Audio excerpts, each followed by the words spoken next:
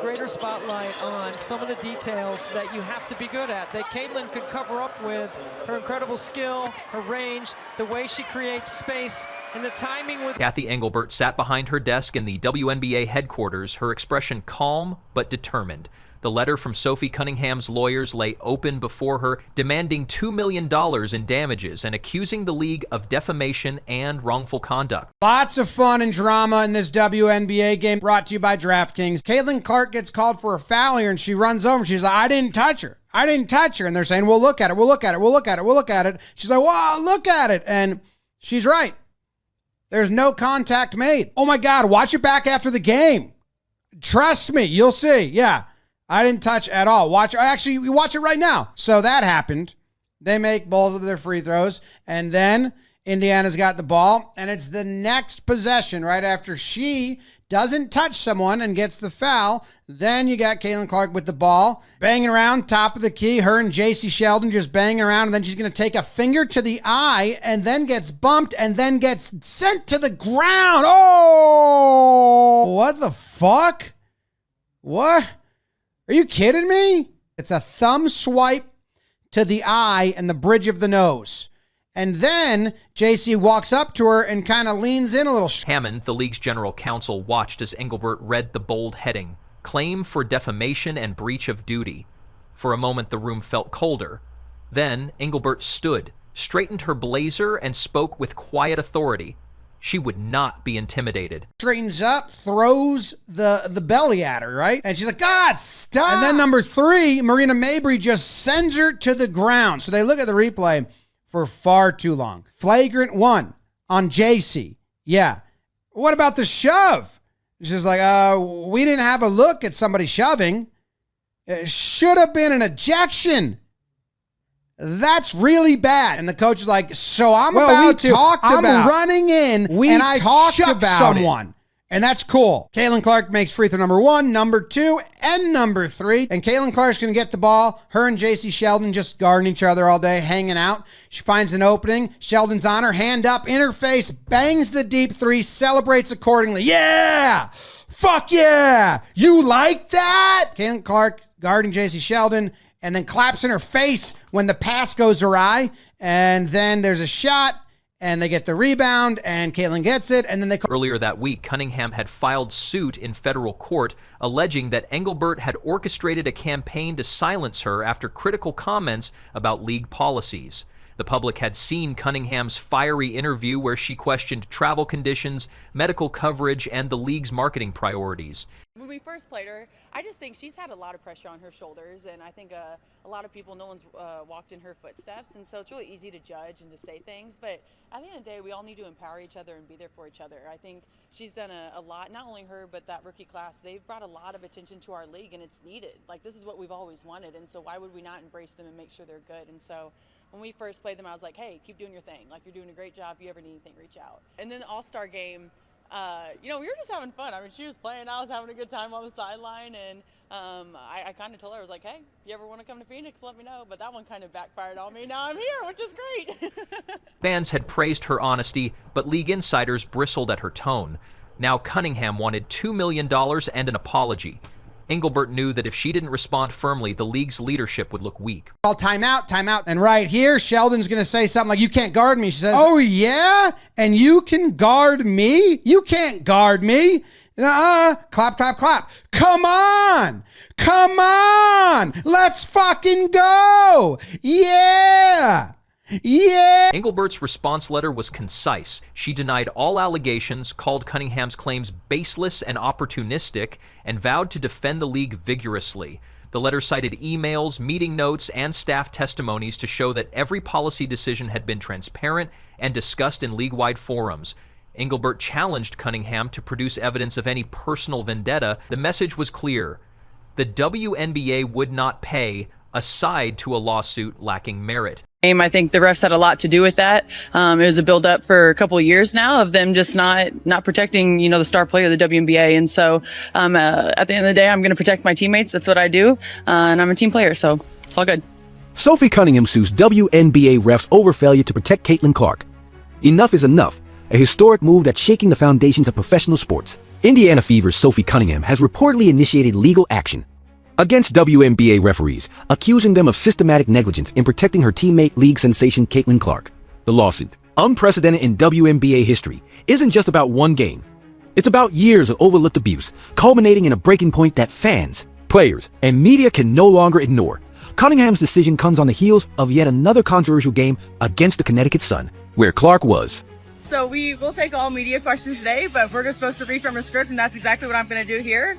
On behalf of my teammates and every member of our union, I want to be very clear that we remain committed to Behind the scenes, the league's crisis team sprang into action. They met in a small conference room, poring over legal filings and media reactions. Analysts tracked social media sentiment, noting that fan support for Cunningham hovered around 62% positive. Some former players spoke out in her favor, praising her courage. Others criticized her timing just before free agency talks and accused her of seeking publicity. Engelbert listened to every argument but refused to let public opinion dictate the league's legal strategy.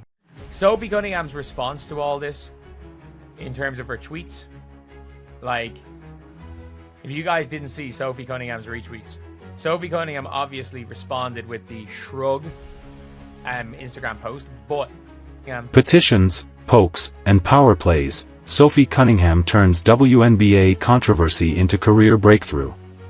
In the middle of a fiery WNBA clash, with elbows flying and tempers high, one name has emerged from the chaos louder than any whistle: Sophie Cunningham.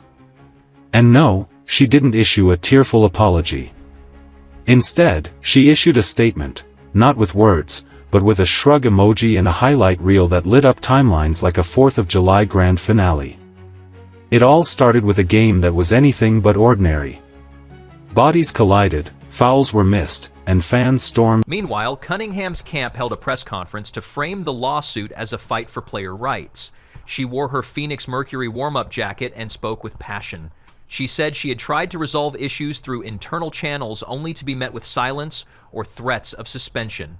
When she warned teammates about unfair travel delays, she claimed Engelbert's office had labeled her disruptive. Cunningham urged other players to stand up, calling for better contracts and safer bus rides. Her supporters chanted her name outside the building. The media feast began. Sports networks dissected every detail: who would win, what precedent it might set, whether Engelbert's credibility was at risk. Pundits debated whether a commissioner should be dragged into court by a player. Some saw Cunningham as a modern labor hero. Others called her actions reckless. Headlines alternated between rising star versus league boss and commissioner fires back. Each new story drove more clicks and more heated fan discussions online. Engelbert understood that perception mattered as much as the facts. She invited select reporters for an off-the-record briefing. In a private room, she walked them through her side of the story. She shared timelines showing that Cunningham had first raised concerns in May during the league's annual meeting. Engelbert had responded within days, setting up a call with team owners and medical staff. Cunningham's complaints were logged and addressed, she said, but never met with threats or retaliation. The critics present nodded, taking notes. Back at headquarters, Engelbert drafted a public statement. She began by expressing respect for Cunningham's talent and acknowledged that players' voices deserved to be heard. Then she firmly rejected the lawsuit's claims. She wrote that the league was committed to continuous improvement and open dialogue, but that legal threats would not replace constructive conversation. The statement closed with a call to return to cooperation, urging players and management to focus on growing the game together. As the statement went live on the WNBA's website, the league's social media team monitored the reaction. Within minutes, the comment sections filled with mixed responses. Some fans applauded Engelbert for defending the league. Others accused her of stonewalling. A viral tweet contrasted Cunningham's $80,000 0 cents annual salary with Engelbert's 7-figure compensation, arguing the lawsuit was a mismatch of power. Engelbert took a measured breath. She knew that social media storms passed, but legal outcomes lasted. Over the next few days, depositions were scheduled. Cunningham's lawyers issued document requests demanding internal memos, text messages, and travel logs. Engelbert personally reviewed sets of emails, ensuring privileged communications were protected. The legal team worked late nights organizing exhibits, flagging any note that might even hint at unfair treatment. Engelbert insisted on full cooperation, believing that transparency would dismantle the plaintiff's case. Yet she also prepared for a drawn-out battle. At the same time, league sponsors grew uneasy. Brands that once promoted the WNBA as a model of inclusive leadership paused their ad buys, seeking assurances that the league's image would remain untarnished. Engelbert held conference calls with major partners, reassuring them that the lawsuit lacked substance and that the league's commitment to players remained strong. She stressed that Cunningham was one voice among many and that the league had already begun new initiatives on travel and healthcare. Cunningham's team continued to push the narrative. They released clips from audio recordings they said showed Engelbert's staff threatening fines if Cunningham spoke to the press. Engelbert's legal counsel disputed the authenticity of those clips, calling them heavily edited and taken out of context. The public argument spilled into opinion columns, late-night talk shows, and podcasts. Engelbert listened but did not respond to every jibe. She knew restraint could strengthen her position. In a rare public appearance, Engelbert attended a marquee game between the Washington Mystics and the Los Angeles Sparks. She sat courtside, applauding big plays and greeting fans during timeouts. Cameras caught her smiling and relaxed, projecting confidence. On the Jumbotron, the league rolled a quick highlight reel showcasing players' successes and community outreach. The message was obvious. The WNBA would not be defined by legal battles. It would be defined by basketball. Meanwhile, Cunningham prepared for her own moments in the spotlight. She launched a series of Instagram live sessions to engage fans directly. She invited teammates to join, sharing stories about locker room conversations and travel experiences. She emphasized her love for the game and her hope that the lawsuit would bring positive change. Her followers surged, and even some neutral observers praised her authenticity, yet critics called it a publicity stunt timed to influence the lawsuit. As the trial date approached, both sides considered settlement talks. Engelbert's team offered to mediate, proposing a joint committee of players and executives to address Cunningham's concerns. They suggested a modest donation to a player wellness fund in Cunningham's name as a gesture of goodwill. Cunningham's lawyers weighed the offer. They could accept the committee and fund, but risk appearing to settle for less than $2 million. They could push ahead, but face legal fees and uncertainty. In a private meeting, Engelbert reached out to Cunningham directly. She invited her to meet in person, away from cameras, to find common ground. Engelbert spoke calmly. She valued Cunningham's input and wanted to leverage her passion to improve conditions for everyone. She offered to co-chair the proposed committee. Cunningham listened but remained guarded, citing the lawsuit and its demands. The conversation ended cordially but without resolution. The following week, both sides filed final pretrial briefs. Cunningham's team painted a picture of a league resistant to criticism, a commissioner disinterested in players' welfare. Engelbert's counsel countered with a record of prompt responses, documented meetings, and policy changes already implemented. The judge reviewed thousands of pages of filings. A ruling on summary judgment loomed, which could end the case before trial if Cunningham's claims were found legally insufficient. Outside the courthouse, protesters gathered. Some held signs supporting Cunningham players first and fair travel now. Others carried banners defending Engelbert, strong leadership matters, and don't let lawyers win. Local news trucks lined the street, broadcasting live feeds. Engelbert arrived with her legal team, greeted by a small group of fans who cheered her name. She waved but kept walking, entering the building with composure. In the courtroom, the judge listened as Cunningham's lead attorney outlined the case. He described alleged threats of suspension, delays in medical approvals, and emails where Engelbert's staff referred to Cunningham as a troublemaker. Then Engelbert's lawyer stood. He methodically presented evidence of emails showing prompt responses to issues, diaries noting meetings with Cunningham, and testimonies from other players who contradicted her claims.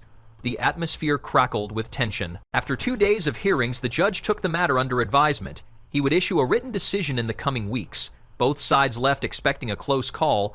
Engelbert felt a measured optimism. She believed the record showed fairness and good faith. Cunningham's camp remained hopeful. They trusted the judge would recognize the imbalance of power and side with player rights. As fans waited for news, the WNBA continued its season. Games went on, all-star selections were announced, and community events proceeded.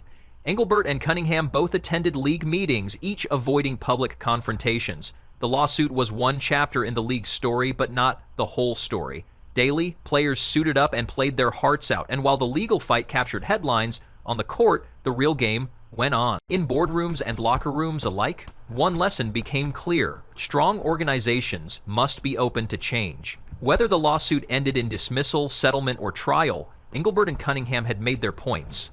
Leadership mattered. but so did the voices of those who played the game. And in the fast-evolving world of the WNBA, both commissioner and star were learning that progress often comes through conflict, negotiation, and, above all, dialogue.